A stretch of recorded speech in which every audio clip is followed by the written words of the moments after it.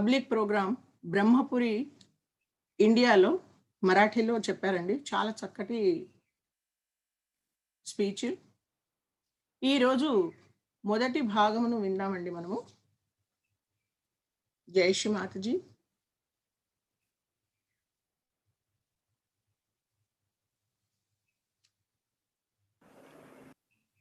या शाळेचे आद्य प्रवर्तक जिजाबा मोहिते यांनी हृदयाला लोटून टाकणार असं भाषण केलंय.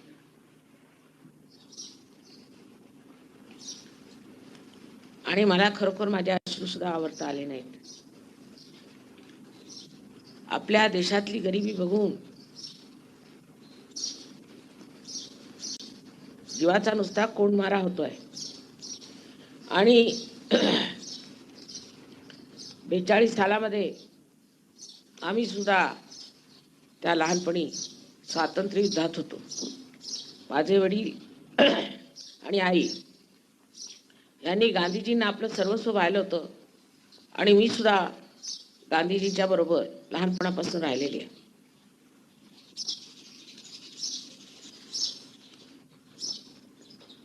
ती वेळ स्वातंत्र्य मिळवण्याची होती. कॉलेजमध्ये असताना जेव्हा भारत छोडोचा नारा लागला, 9 ऑगस्टच्या दिवशी आमच्या कॉलेजच्या समोर उभं राहून मी प्रदर्शन केले. त्यावेळेला आमच्यावरती तोफा आणि बंदुका घेऊन सगळे उभे होते. त्याबद्दल आमचे त्यावेळेचे जे कॉलेजचे मुख्य प्रिन्सिपल होते त्यांनी या सहयोगांना सांगितलं की मला तेव्हाच वाटलं की काहीतरी मोठी शक्ती असेल की 18 वर्षाच्या वयामध्ये या बंदुका आणि ह्यांच्या समोर कशी उभी राहिली. एकटी मी उभे होते. मग ते कॉलेज आम्ही बंद पाडलं. त्यानंतर 42 सालात मी अध्यात्माचा विचार केला नाही, फक्त देशाला स्वतंत्र करण्याचा. आणि त्यावेळेला आम्हाला त्या पोलिसांनी पकडून नेऊन इलेक्ट्रिकचे शॉक दिले, बर्फावर घातलं. आई माझी, तिला वाटायचं 18 वर्षाची मुलगी आहे, हिचे प्राण जाणार. आणि जवळजवळ 9 महिने मला भूमिगत व्हावं लागलं. अशा प्रकारे जेव्हा आपल्याला स्वातंत्र्य मिळालं त्याच्यानंतर हळूहळू लोक कसे वाहवत गेले. आणि ज्या कार्यासाठी स्वातंत्र्य मिळवलं होतं की आपल्या देशातली गरिबी जावी, लोक कार्यशील झाले पाहिजेत, त्यांच्यामध्ये स्वच्छता आली पाहिजे, हे जे गांधीजींचं सगळं काही देशाबद्दलचं प्रेम होतं ते कुठेतरी वाऱ्यावर उडून गेलं. त्यामुळे अत्यंत ग्लानी आली मला की हे कसलं स्वातंत्र्य मिळवलंय, ह्या स्वातंत्र्याचा काय उपयोग आपल्याला. अशा रीतीने हे लोक स्वार्थी, स्वतःचे पैसे कमवायचे आणि सर्व देशाला बुडवायचे ह्या धंद्यात लागलेले आहेत. आपल्याकडे देशाविषयी कळकळ असणारे लोक गेले कुठे.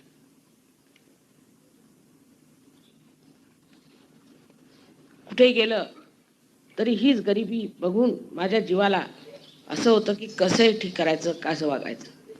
तसं पाहिलं तर आपल्या देशात भरभराट होऊ शकली असती.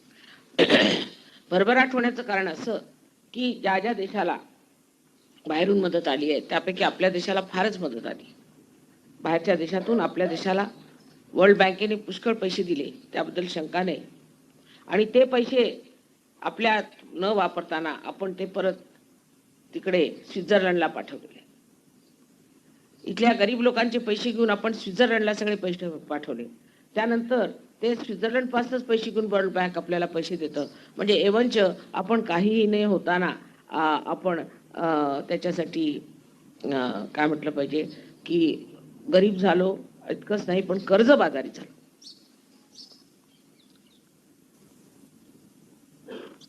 तर सहयोग आमचा जो आहे यांनी विश्व निर्मला धर्म म्हणून धर्म स्थापन केलेला आहे. म्हणजे जगातले सर्व धर्म आम्ही मानतो गांधीजींच्या म्हणण्याप्रमाणे. आणि सगळ्याच मोठमोठ्या संत साधूंना आम्ही मानतो. सगळ्याच. गाडगे महाराजांना मी भेटलेली आहे, आपल्याला आश्चर्य वाटेल. आणि त्यांनी मला ओळखलं होतं आणि त्यांनी मला म्हटलं होतं की एकेकाळी असा काळ येईल, कारण ते सुद्धा स्वातंत्र्यवीर होते. तुकडोजी महाराज, गाडगे महाराज सगळे आमच्या घरी आलेले आहेत. आणि त्यांनी सांगितलं की तुम्ही, त्यावेळेला मी फार लहान होते तरी सुद्धा त्यांनी मला ओळखलं आणि मला सांगितलं की एक दिवस असा येईल की तुम्ही ह्या भारतवर्षाचं कल्याण कराल. संतांच्या मागे आम्ही आहोत, एवढंच नव्हे पण संतांचं कार्य पुढे चालवायचं आहे आम्हाला. संतांनी कधीही माणसाला दैववादी केलेले नाही किंवा कधीही त्यांनी त्यांच्या कर्तृत्वावर घातलेला नाही. आजकाल एक एक उपटशुंभ निघालेले आहेत. त्यांचं असं म्हणणं आहे की तुम्ही नुसतं विज्ञानाची कास घ्या. आमचं असं म्हणणं आहे की तुम्ही सत्याची कास घ्या. विज्ञानात आपल्या हिंदुस्थानात कोणी शोध लावलेत, कोण मोठे विज्ञानी इथे बसलेले आहेत. आपला वारसाच मुळी अध्यात्माचा आहे. त्याला काळं फासून तुम्ही विज्ञान घेऊन बसलात. आता इथे आमच्याकडे कितीतरी 3-4 असे लोक आलेले आहेत की जे विज्ञानामध्ये फार निष्णात, इथे नसतील असे त्यांच्याजवळ पदव्या आहेत. त्यात 3-4 हिंदुस्थानी लोक सुद्धा आहेत, इथे नाही आलेले.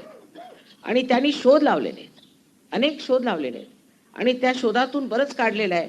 त्यात मी त्यांना काही सांगितलेलं आहे ते सुद्धा त्यांनी मान्य केलं आणि त्याचा शोध लागला आणि त्यांनी सांगितलं की माताजी तुम्ही सांगितलं ते बरोबर. त्यापैकी एक गोष्ट मी त्यांना सांगितली की कार्बन ॲटम म्हणून जो असतो तो आपल्या मुळाधारात असतो. कार्बन ॲटमला 4 वेलन्सीज असतात. अहो हे तुमच्या अंधश्रद्धेच्या माणसाने माझे 3 तास डोकं खाल्लं. त्याला कार्बन म्हणजे काय, त्याचे विलन्सी म्हणजे काय सुद्धा माहिती नाही. कसलं विज्ञान करणार आहेत गाढव सांगा तुम्ही. ह्या लोकांना कसलं विज्ञान येणार आहे. हे लोक म्हणतात आम्ही विज्ञान येतो. एका माणसाला धरून उभं करून ते काय संबंध. लोक होतात सगळे, काय देश होतो. आपली प्रगतीच विज्ञानात काही नाही. त्याला कारण असं आहे आपली प्रगती अध्यात्मात झाली, ही परमेश्वराची इच्छा आहे.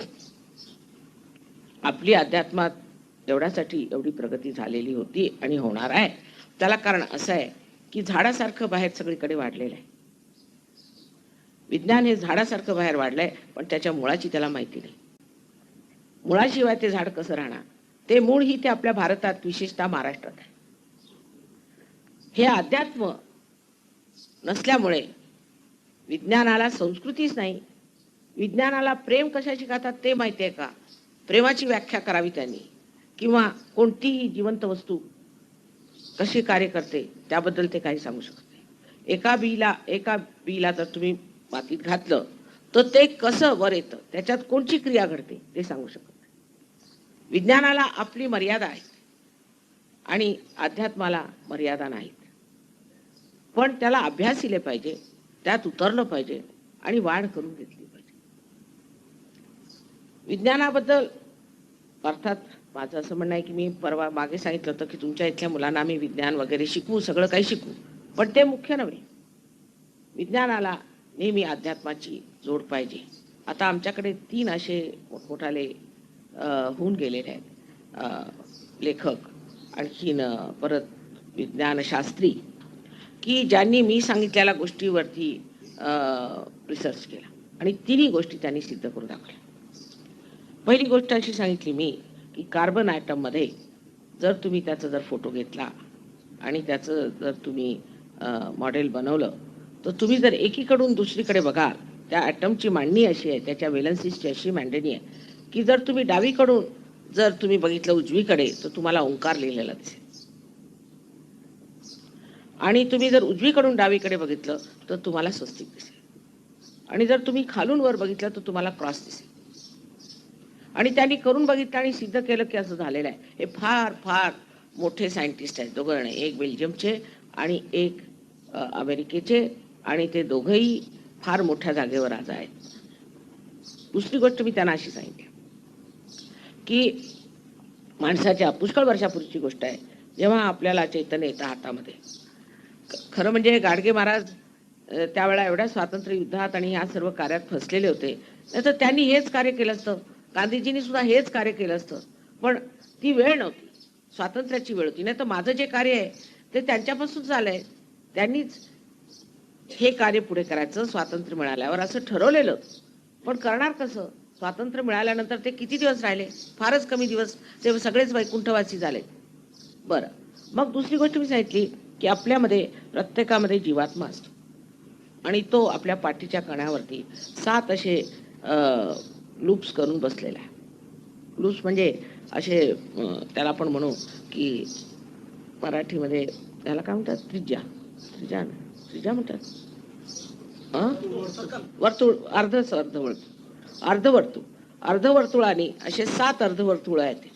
ती अर्धवर्तुळे पाठीवर बसलेली आणि तोच त्यांनी सगळी चालना होते. आणि आत्मा आपल्या हृदयात आहे. तर आकाशात ते म्हणायला लागले की आम्हाला असे चैतन्य दिसतं. आपल्या हिंदुस्थानात फार दिसतं असे लहान लहान लहान लहान असे पांढरे पांढरे असे जसे काही अनुस्वारासारखे असे दिसतात आकाशात. कारण हे आत्मसाक्षात्कारी लोकांना दिसू शकतं, नाही तर दिसू शकत नाही. कारण दृष्टी तुमची सूक्ष्म व्हायला पाहिजे. आणि त्याच्यानंतर ते म्हणाले हे असे आम्हाला लूप्स लूप्स लूप्स लूप्स फार दिसतात. हे असे अर्धवर्तुळ एकात एक घुसलेले. हे आहे काय माताजी? मी म्हटलं हे मेलेले जीव आहेत. हे अजून इथेच रेंगाळत आहे. आणखी हे आपली जी जीवात्मा आहे त्याचं प्रतिबिंब प्रत्येक आपल्या पेशीवरती आपल्या सेलवर आहे. तर तुम्ही पत्ता काढा. शेवटी एक डॉक्टर मिश्रा म्हणून ते आलेले आहेत, तिथे फार मोठे सायंटिस्ट आहेत. त्यांनी सांगितलं की त्यांनी सायन्सनी शोधून काढलं की प्रत्येक सेलवर असे आहेत, रिसेप्टरमध्ये असे अर्धवर्तुळ 7-7 आहे. म्हणजे आम्ही जे म्हटलेलं आहे त्याच्यावर त्यांनी शोध केला. तिसरं एक वस्तू ते त्यांनी सांगितलं की शेवटला 0 म्हणजे 0 पॉईंट ज्याला म्हणतो आपण, तो -273 डिग्री सेंटीग्रेड आहे. म्हणजे तापमानाचा सगळ्यात खालचा -273 डिग्रीज. तर एकाचा त्याच्यावरती रिसर्च चालला होता की -273 डिग्रीला कसं जायचं. तर मी म्हटलं की ते एकमेव आहे. एकमेव गोष्टीला तुम्ही पोचू शकत नाही, कारण तुम्ही एकमेव नाही. तेव्हा सायन्सच्या सर्व प्रकार त्यांनी करून पाहिले.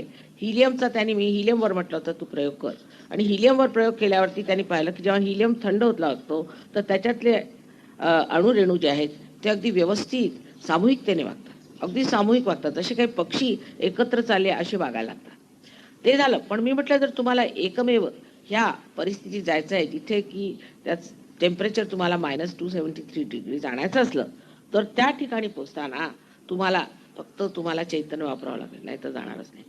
आणि शेवटी चैतन्य वापरून त्यांनी ते साधून घेतलं. तसंच तिसऱ्या एका माणसाने दारूचा परिणाम लिव्हरवर का होतो याच्यावरती थिसिस लिहिलं होतं. त्याला मी एक त्याच्यात पॉईंट सांगितला. तो लिहिल्याबरोबर तो 9 वर्षापासून तो थिसिस लिहित होता. ते पॉईंट सांगितल्याबरोबरच आणि ते सिद्ध झाल्याबरोबर त्याला PhDची डिग्री मिळाली. त्याशिवाय 3 डॉक्टरांना आपल्या दिल्लीच्या 3 डॉक्टरांना MDची पदवी मिळाली. ती शास्त्रज्ञांनी दिली आहे. ती काय MDची पदवी तुम्हाला असा तसा मनुष्य देऊ शकत नाही. शास्त्रज्ञ जे असतील तेच MDची एवढी मोठी पदवी मिळते. त्यांनी MBBS केलेलं होतं, त्यांना MDची पदवी मिळाली ती शास्त्रज्ञांनी. त्यातले एक डॉक्टर इथे आलेले आहेत. त्यांनी रोग कसे बरे होतात त्यांनी सगळ्यांचा पडताळा घेतला आणि हे लिहिलेलं आहे. पण कुणी ह्या महाराष्ट्रात ऐकायला तयार नाही. संतांची भूमी आहे की भूतांची भूमी ती असं मला समजत नाही. इथे असे उपटसुंब इतके निघालेले त्या लोकांना तुम्ही हाणून पाडलं पाहिजे.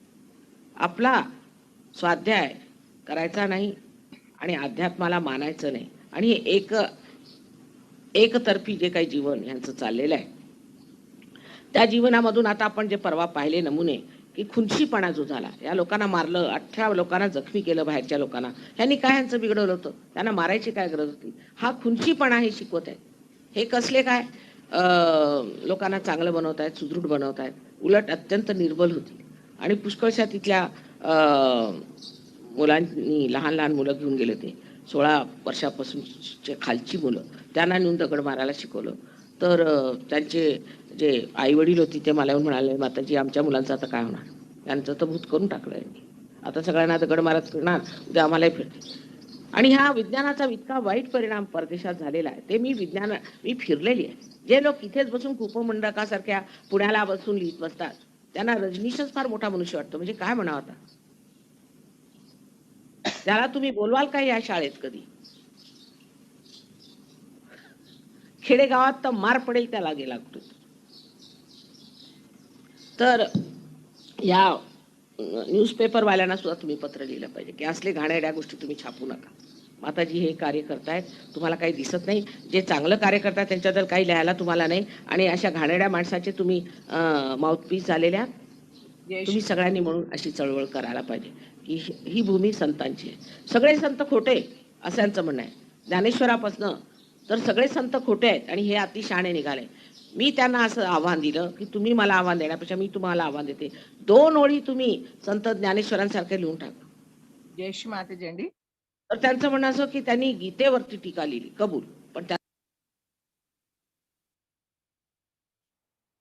జై శ్రీ మాతాజీ. ఒక 2 నిమిషాలు ధ్యానం చేద్దామండి.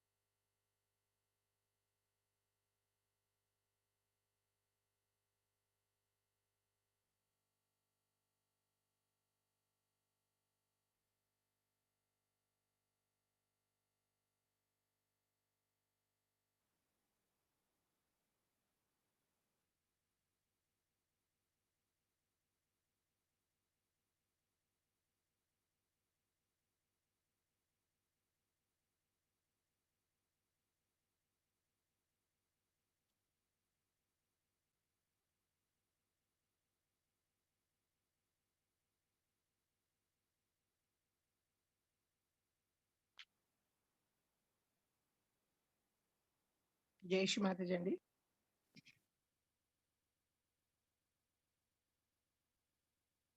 ఇప్పుడు తెలుగులో చెప్తున్నాను. శ్రీ మాతాజీ స్కూల్లో చదివేటప్పుడు నిజాబా ముడే ఆయన తెలిసుండింది. ఆయనే దేశం కొరకు బీదవాళ్ళని, చాలా బీదవాళ్ళు ఉండేది. బీదవారిని మంచి చేద్దామని, వాళ్ళకి మార్గదర్శకం మంచిగా ఇద్దామని, స్వాతంత్రంలో చాలా మంది ఉన్నారు. వారికి కూడా మనము స్వాతంత్రం కొరకు పోరాడడానికి వాళ్ళు వచ్చారు. వాళ్ళకి అన్ని విధాల సౌకర్యాలు పెట్టాలని చూశారు. శ్రీ మాతాజీకి కళ్ళల్లో నీళ్ళు వచ్చేవి స్వాతంత్ర సమయంలో.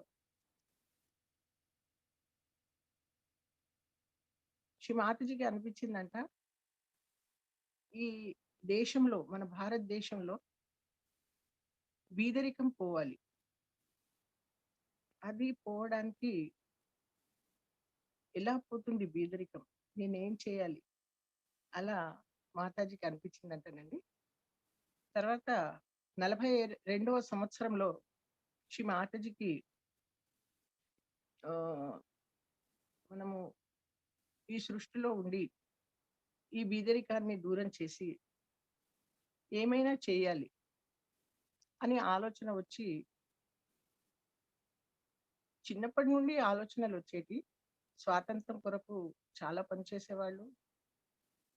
తర్వాత శ్రీ మాతాజీ గారు అంటున్నారు, మా తల్లిదండ్రులు కూడా, మా అమ్మ నాన్న కూడా గాంధీజీ మార్గదర్శకంలోనే ఉండేది. తర్వాత సర్వస్వం వాళ్ళు దేశాని కొరకే అర్పించారు, తన మన ధన అన్నట్టు. నేను కూడా గాంధీజీ గారి తోటి ఉండి ఉండి ప్రతిదీ చిన్నప్పటి నుండే నేర్చుకున్నాను. దేశ సేవలో నేను భాగం తీసుకున్నాను. అందుకని స్వాతంత్రం కొరకు అందరూ పోరాడుతుంటే మహానుభావులు, నేను కూడా వాళ్ళతో కలిసి పనిచేశాను గనక నాకు ఆనందం కలిగింది. నేను కాలేజీలో ఉన్నప్పుడు భారత్ छोड़ो, భారత్ని వదిలేసేయండి అని నారా పెట్టారండి. నినాదాలు పెట్టారు. 9 ఆగస్టులో వీళ్ళ కాలేజు, శ్రీ మాతాజీ గారు కాలేజ్ ముందు నిలబడి ఉన్నారండి. ఒక పెద్ద బహిరంగ సభలాగా ప్రదర్శన చేశారు. ఆ సమయంలో అందరూ పెద్ద పెద్ద బందూక్ అదంతా తీసుకొని, తుపాకులు, బాంబులు అన్ని తీసుకొని వచ్చారు. ఆ సమయంలో శ్రీ మాతాజీ గారు ఒక్కరే నిలబడి ఉన్నారు, ఏ భయపడకుండా. కాలేజ్ ప్రిన్సిపల్ కూడా ఈమె ఇంత నిర్భయకంగా ఉంది కనుక ఆశ్చర్యపోయారు. తర్వాత ఈ చిన్న వయసులోనే, కాలేజీ సమయం అంటే 15-16 ఇయర్స్ లోనే శ్రీ మాతాజీ ఇంత పెద్ద పెద్ద తుపాకులతోటి సౌండ్ వస్తుంటే కూడా భయపడలేక ఇంత ఎలా నిలబడి ఉన్నారు. తర్వాత ఒకటే నిలబడి ఉంది, ఆమెకు ఎవరూ లేరు. తర్వాత వీళ్ళ అమ్మ వాళ్ళు కూడా ఏమనుకునే వాళ్ళు అంటే, అది ఒక్కళ్ళే ఉన్నారు కదా, ఎలా.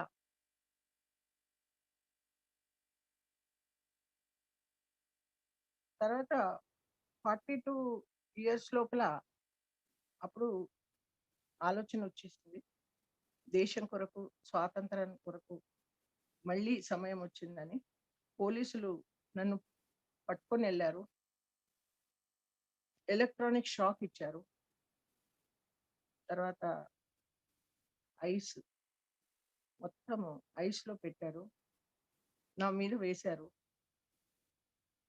అప్పుడు వేసినప్పుడు మా తల్లిదండ్రులు కూడా చాలా భయపడ్డారు.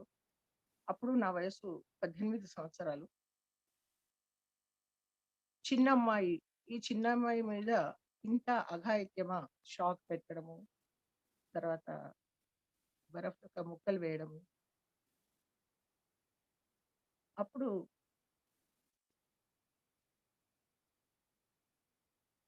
9 నెలలు నేను భూమి మీదనే ఉన్నాను. అంటే ఏమి తీసుకోకుండా. ఈ విధంగా నేను స్వాతంత్రం దొరకాలని చాలా తపన పడ్డాను. దాంట్లో చాలామంది మరణించారు. పని చేస్తూ తుపాకుల గురికి గురయ్యారు. కానీ స్వాతంత్రం దొరికిన తర్వాత గూడా నాకు ఈ బీదరికంని తొలగించాలని చాలా తపన ఉండింది.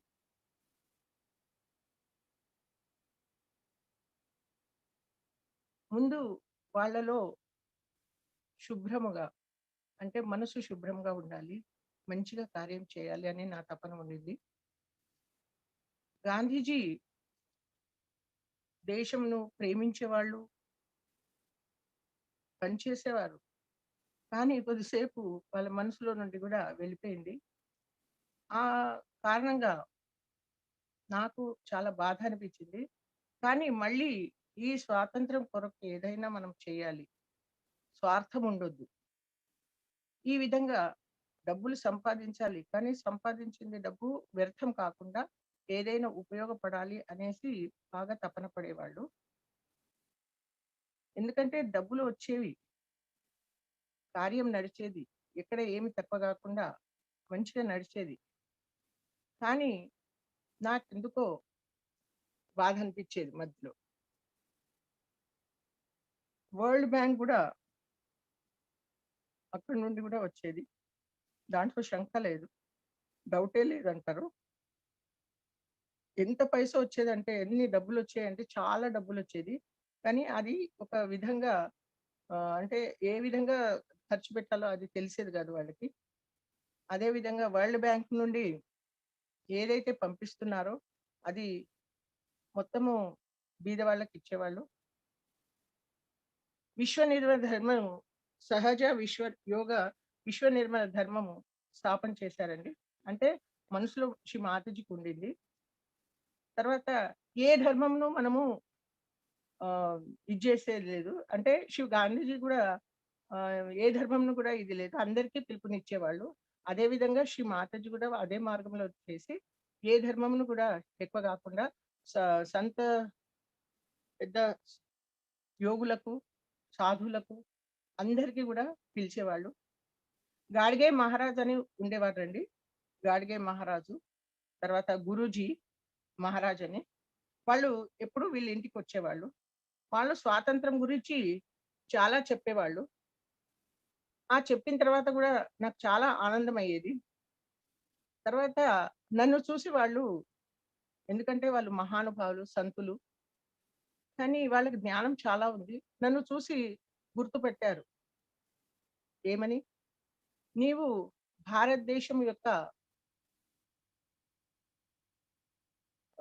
భవిష్యత్తును మంచి మార్గంలో పెట్టి,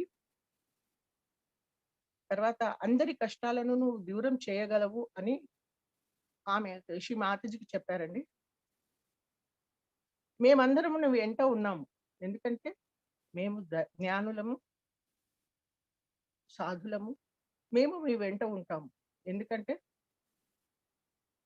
మా మార్గంను చూసి నువ్వు కూడా ఈ బీద వాళ్ళని మంచి చేయాలి. తర్వాత విజ్ఞానమే మనకు వెంట రాదండి. విజ్ఞానము వేరు. విజ్ఞానంలో ఏంటంటే మనము ఏదన్నా ఆలోచించి రిసర్చ్ చేస్తాం. ఇది తీయాలి, అది చేయాలి, అలా చేయాలి అని. కానీ ఆధ్యాత్మిక లోపల మనం ఏంటంటే ధ్యానం చేస్తాము. ఇది చేసి దాంట్లో ఏంటంటే శ్రీ మాతాజీ ఆధ్యాత్మికకు ఎక్కువ ప్రాధాన్యత ఇచ్చేవాళ్ళు. ఎంత విజ్ఞానం ఉన్నా కానీ దానికి లాభం లేదనేవాళ్ళు. శ్రీ మాతాజీ ఇంకా ఏంటంటే అందరూ శ్రీ మాతాజీని ఏమనేవాళ్ళంటే, "నువ్వు సత్యవాదివి. నువ్వు చెప్పింది ఏదో ఒకటి అయితుంది మాకెట్లైనా. నీవే నీ వచనాలు చెప్పు." కార్బన్ ఐటెమ్ అని ఉందండి. అయితే కార్బన్ ఐటమ్ మన మూలాధారం దగ్గర ఉంటుందంట. దానికి బేల్ అని అంటారంట. అయితే ఇది ఈ బేలు ప్రతి మనిషిలో 3 రకాల్లాగా ఉంటదంట. విజ్ఞానంది ఏమి లేదు. ప్రగతి అది ముంగట చేయలేదు. తర్వాత మనుష్యుడు ఏదైనా కార్యం చేయగలడు. కానీ విజ్ఞానం విజ్ఞానంది ఎంత చేసినా గాని మనిషి ఆధ్యాత్మికలో చాలా పెరగాలండి. దాంతోటే మనుష్యుని యొక్క ప్రాబ్లమ్స్ అన్నీ దూరం అయితాయని చెప్పారు. తర్వాత భారతదేశంలో విశేషంగా మహారాష్ట్రలో ఈ ఆధ్యాత్మిక శక్తి పెరిగిందండి. విజ్ఞాన సంస్కృతి ఎక్కువ లేకున్నా గాని ప్రేమ శక్తి చాలా ఉంది. ఇది ఒక జీవంత క్రియ అని చెప్పారు శ్రీ మాతాజీ. ఎందుకంటే ఒక చిన్న ఇత్తులు మనము భూమిలో పెట్టి అంత మట్టితో ఉండిపోతుంది. దాంట్లో నుండి చిన్నగా మొలక పైకొస్తుంది. అది ఏ విధంగా వస్తుంది? విజ్ఞానంతోటి రాదు. ఆధ్యాత్మికంతోటి. చైతన్యానితోటి వస్తుంది. అది నేను చెప్పలేను. ఒకసారి ఒక ఘటన జరిగిందండి. విజ్ఞానానికి మర్యాద ఏమీ లేదు. కానీ ఆధ్యాత్మికంకు మర్యాద ఉంది. దీని గురించి మనము చాలా నేర్చుకోవాలి. ఎంత నేర్చుకున్నా చాలా తక్కువ. దీంట్లో అంటే డీప్‌లో దిగాలి అని అంటారు. ఒక శ్రీ మాతాజీ విజ్ఞానం తోటి ఒక అబ్బాయికి ఏం చెప్పారంటే,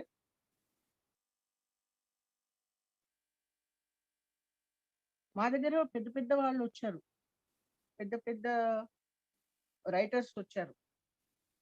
రాసేవాళ్ళొచ్చారు.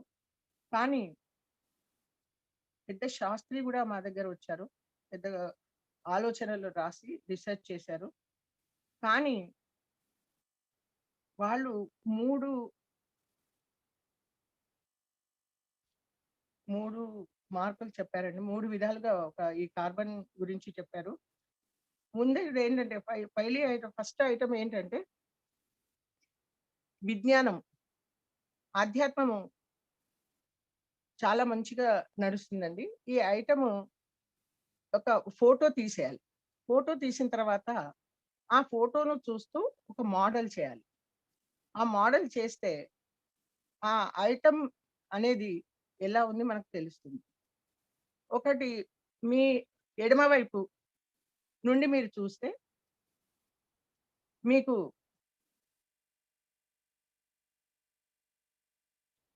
ఓంకారం కనిపిస్తుందండి. మళ్ళీ మీరు కుడివైపు నుండి చూస్తే మీకు స్వస్తిక్ కనిపిస్తుందండి.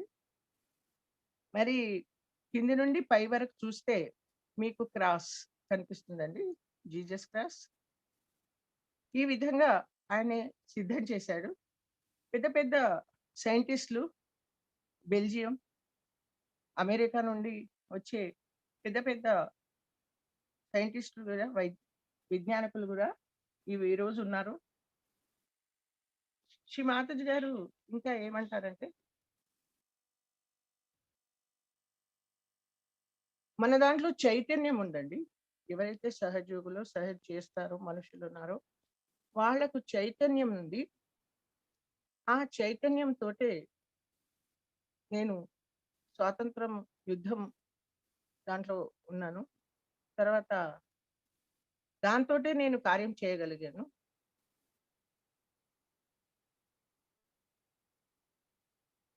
తర్వాత స్వాతంత్రం దొరికిన తర్వాత అందరూ ఎవరైతే ఉన్నారో పెద్దవాళ్ళు వాళ్ళందరూ వైకుంఠానికి వెళ్ళిపోయారు. ఒకళ్ళ తర్వాత ఒకళ్ళు వెళ్ళిపోయారు. తర్వాత నేను ప్రకాశాన్ని అంతటా నేను చూయించాను. జీవాత్మ ఉంటుంది. తర్వాత లూప్స్ లాగానండి. 7 లూప్స్ లాగా ఉంటాయంట. అది అర్ధాకారం. అర్ధాకారం అంటే అర్ధచంద్రాకారం లాగా ఉంటుంది. అలా 7 వర్తులాకారం ఉంటుంది. అది మన వీపు మీద ఉంటుందంట. దానికి చలన శక్తి ఉంటుంది. ఆత్మ హృదయంలో ఉంటుంది. తర్వాత ఆకాశంలో శ్రీ మాతాజీ గారన్నారు, చైతన్య మొత్తం ఎక్కడక్కడ ఉండిద్ది. తర్వాత వీపు నుండి కూడా ప్రకాశవంతమైతుంది. ఈ ఆత్మ సాక్షాత్కారము అందరికీ గూడా ఇవ్వగలిగాను.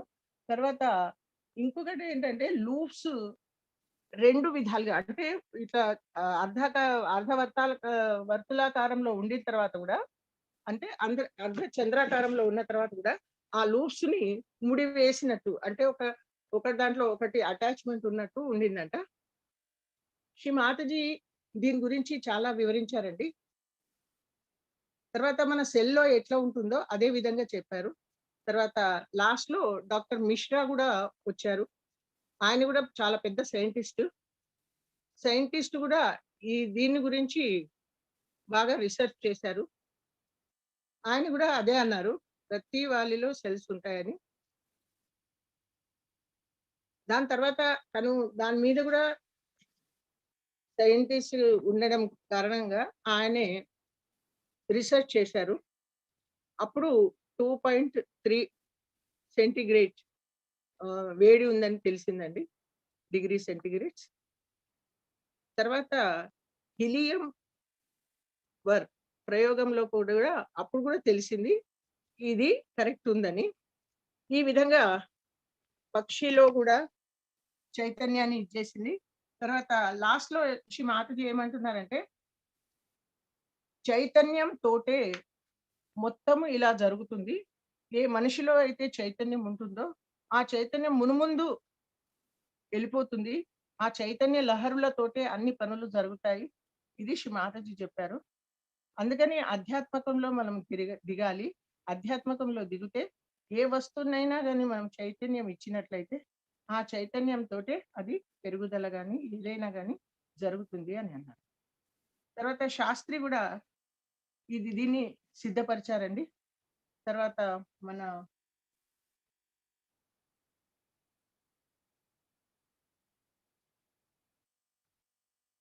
లీవర్ గురించి గూడా చెప్పారు శ్రీ మాతాజీ. లీవర్ ఆహ్, ఎందుకు పాడైతుంది అంటే, ఎక్కువ ఒకాయన తాగేవాడు. తాగుతుంటే ఆయనే డైలీ బాటిల్ తాగేవాడు. తాగి ఆరోగ్యం ఆయనకి చెడింది. దాంతోటి లివర్ చెడింది. లివర్ చెడి ఆరోగ్యం పాడైంది. ఎండీ గూడా ఆయన చాలా దీంట్లో నాలెడ్జ్ ఉండింది. కానీ ఎండీ పదవి ఉంది. కానీ ఏమి చేయలేకపోయాడు. ఆ రోగాన్ని నయం చేయలేకపోయాడు. కానీ ఈ పంచభూతాలతోటే ఆధ్యాత్మికంతోటే ఆ మనుష్యుని యొక్క ఆరోగ్యం మంచిగయింది. ఆయనే దీంట్లో ఎదిగి కార్యం చేసి చాలా అంటే అసాధ్యమైన రోగాన్ని గూడా దీనికి మంచిగా చేశారు అని శ్రీ మాతాజీ చెప్పారు. ఈ విధంగా తను అంటే ఆధ్యాత్మికంలో ఎంత మనము మెడిటేషన్ చేస్తే అంత మనకు ఫలితం వస్తుంది అని శ్రీ మాతాజీ చెప్పారు. పూనాలో గూడా తర్వాత ఎన్నో పరిణామాలు జరిగినాయి. రజనీష్ అని ఉన్నాడు. ఆ రజనీష్ కూడా తను బాగా చేశాడు. అంటే తన గురించి ఏదో పేపర్‌లో వచ్చింది, అది చేసింది, ఇది చేసింది అన్నారు. కానీ అదంతా వేస్ట్. కానీ న్యూస్‌లో ఏదో ఏస్తారు. ఏయగానే మనుషులందరూ ఇది జేస్తారు. కానీ సంత జ్ఞానేశ్వరుడు నా 4 అక్షరాలు రాశారు. కానీ సూక్ష్మ దృష్టితోటి మనం చూస్తే మనకది తెలిసేది. ఏ విధంగా ఆయనే ఆధ్యాత్మికంలో ఎదిగారో, ఏ విధంగా ఆయన ఏం చేశారో అది మనకు కావాలి. అందుకని మనము సూక్ష్మ దృష్టితోటి ప్రతీదీ చైతన్య లహరితోటి మనం చేస్తే మనకు తెలుస్తుంది అని శ్రీ మాతాజీ గారు చెప్పారండి. ఇది మొదటి భాగం లోపల అనువాదం.